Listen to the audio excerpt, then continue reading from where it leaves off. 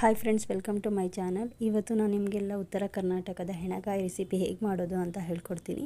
ಅದಕ್ಕಿಂತ ಮುಂಚೆ ನಿಮಗೆಲ್ಲ ಗೊತ್ತು, ಹೆಣಗಾಯಿ ಯಾವುದೇ ರೀತಿ ಉತ್ತರ ಕರ್ನಾಟಕದಲ್ಲಿ ಯಾವುದೇ ಫಂಕ್ಷನ್ಗಾಗಲಿ ಏನೇ ಆಗಲಿ ಅಲ್ಲಿ ಹೆಣಗಾಯಿ ಇಲ್ಲದೇ ಯಾವುದೇ ರೀತಿ ಫಂಕ್ಷನ್ ಏನೂ ನಡೆಯೋದಿಲ್ಲ.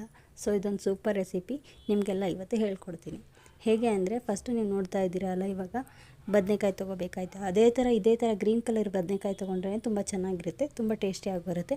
ಅದನ್ನು 4 ಹೋಳಾಗಿ ಕಟ್ ಮಾಡಬೇಕು. ಇವಾಗ ನಿಮ್ಗೆ ತೋರಿಸ್ತಾ ಇದ್ದೀನಲ್ಲ ಆ ಥರ. ಆಮೇಲೆ ಒಂದು ಮಿಕ್ಸರ್ ಜಾರಿಗೆ ಸಣ್ಣದಾಗಿ ಹೆಚ್ಕೊಂಡಿರೋ 2 ಈರುಳ್ಳಿಯನ್ನು ಹಾಕ್ಕೋಬೇಕಾಗುತ್ತೆ. ಅದಾದಮೇಲೆ ಈ ಟೊಮೊಟೊ ಸಮೇತ ಹೆಚ್ಕೊಂಡು ಹಾಕ್ಕೊಳ್ಳಿ. ಆಮೇಲೆ ಅರಿಶಿನ ಹಾಕಬೇಕಾಗುತ್ತೆ, ಒಂದು 1/2 ಸ್ಪೂನು. 2 ಟೇಬಲ್ ಸ್ಪೂನು ಖಾರ ಪುಡಿ ಹಾಕಬೇಕಾಗತ್ತೆ. ಮತ್ತು ಇದು ಮಸಾಲೆ ಖಾರ ಪುಡಿ ಅಂತ. ಕಮಿಂಗ್ ವಿಡಿಯೋದಲ್ಲಿ ಮಸಾಲೆ ಖಾರ ಪುಡಿಯನ್ನು ಹೇಗೆ ಮಾಡೋದು ಅಂತ ಹೇಳ್ಕೊಡ್ತೀನಿ. ಅದನ್ನೆಲ್ಲ 1-2 ಸುತ್ತು ಜಾರಿಗೆ ಹಾಕ್ಬಿಟ್ಟು ರುಬ್ಬಿಡಿ. ತುಂಬ ಸಣ್ಣ ಮಾಡೋಕ್ಕೆ ಹೋಗ್ಬಿಡಿ, ಓಕೆ. ನಾನು ಇವಾಗ ತೋರಿಸ್ತಿದ್ದೀನಲ್ಲ ಆ ಥರ ಮಾಡ್ಕೊಳ್ಳಿ.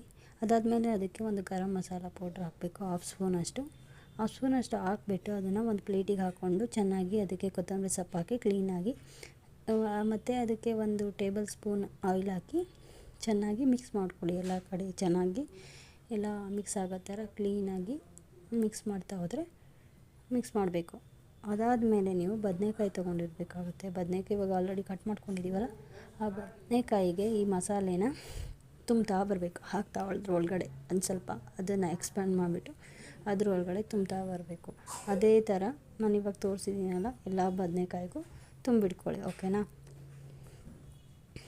ಇದು ಸ್ವಲ್ಪ ನಿಮಗೆ ಸ್ಪೈಸಿ ಬೇಕಂದರೆ ಸ್ವಲ್ಪ ಖಾರ ಪುಡಿ ಜಾಸ್ತಿ ಹಾಕ್ಕೊಳ್ಳಿ. ಮಾಡ್ಕೋಬೇಕಾದ್ರೆ ಸ್ಪೈಸಿ ತಿನ್ನಲ್ಲ ಅನ್ನೋರು ಸ್ವಲ್ಪ ಕಡಿಮೆ ಮಾಡ್ಕೊಳ್ಳಿ. ಬಟ್ ಸ್ಪೈಸಿ ಇದ್ರೇ ತುಂಬ ಚೆನ್ನಾಗಿರುತ್ತೆ ಸ್ವಲ್ಪ ತಿನ್ನೋದಕ್ಕೆ. ಸೊ ನೋಡಿಬಿಟ್ಟು ಸ್ವಲ್ಪ ನಿಮಗೆ ಎಷ್ಟು ರುಚಿ ಎಷ್ಟು ಬೇಕೋ ಅಷ್ಟು ನೋಡಿಕೊಂಡು ಖಾರ ಪುಡಿಯನ್ನು ಹಾಕ್ಕೋಬೇಕಾಗತ್ತೆ.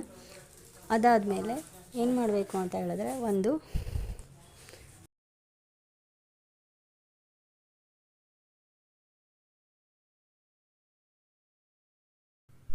ವೆಸಲ್ಸ್ ತೊಗೊಳ್ಳಿ. ಆ ವೆಸಲ್ಸಿಗೆ ಒಂದು 3 to 4 ಟೇಬಲ್ ಸ್ಪೂನ್ ಆಯಿಲ್ ಹಾಕ್ಬಿಟ್ಟು ನಾವು ಅದು ಮಸಾಲೆ ಹೇಗಿರುತ್ತಲ್ಲ ಆ ಮಸಾಲೆ ಆಯಿಲಿಗೆ ಹಾಕಿ ಚೆನ್ನಾಗಿ ಫ್ರೈ ಮಾಡಬೇಕು, ಓಕೆನಾ.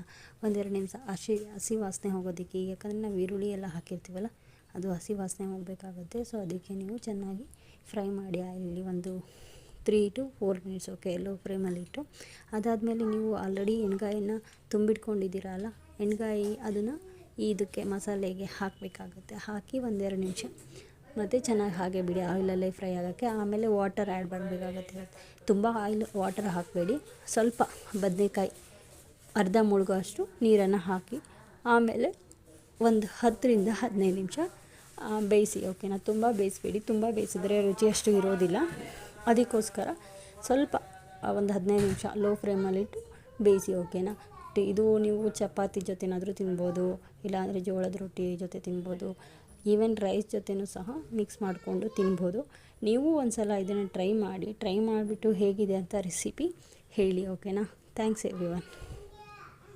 Please like my channel and support. Thanks everyone for watching.